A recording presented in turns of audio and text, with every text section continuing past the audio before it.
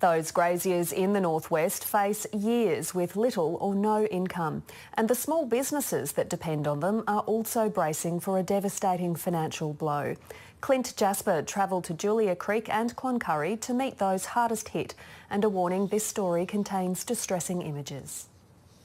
For grazier Clayton Curley, the sight and stench of death is a daily reality. It's not nice, like being on the coalface of it. It's, you know, we've got to deal with it every day. Like, this is like we've lived and breathed. Like, I love me cattle, so like this is really like my children, really. So, you know, it's pretty hard to sort of see this sort of stuff here.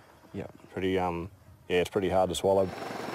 After years of drought, initially the rains that fell a fortnight ago brought excitement and hope to the region, but that quickly turned to heartbreak. Don't like to say it, but it was too much rain and too short a period, and it was catastrophic, the amount, like the damage it's done. As the water rose, panicked cattle tried to get to safety. Many became trapped against fences and died together.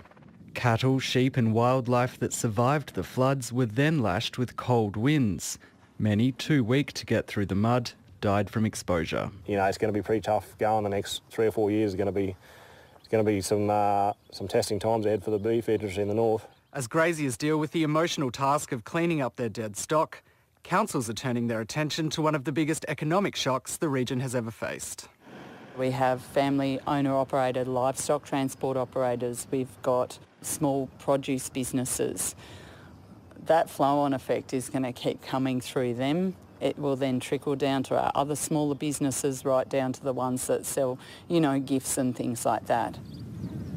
Australia's national herd sat at 26 million head of cattle. 10 million used to live in Queensland, but the Cattle Council estimates 500,000 and counting have now been lost. The flow-on effect really does go into processing sector, feedlotting sector, employment, jobs, small communities, so the flow-on effect is quite huge. The Cattle Council says some graziers may be able to recover in 2 years, but many will take longer. 10 years' time, we'll be back up to where we were, no worries, but I'm hoping. But, you know, in short term, it's going to be, everyone's going to be hurting. Like, it's this way, it's a huge hit. In these tough times, communities across the northwest have rallied together to support each other.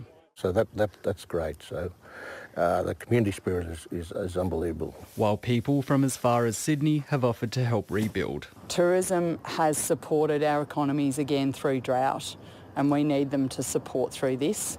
So if people have made plans to come out here, don't change. A plea on behalf of the people of the northwest who are hoping they're not forgotten. Clint Jasper, ABC News, Julia Creek.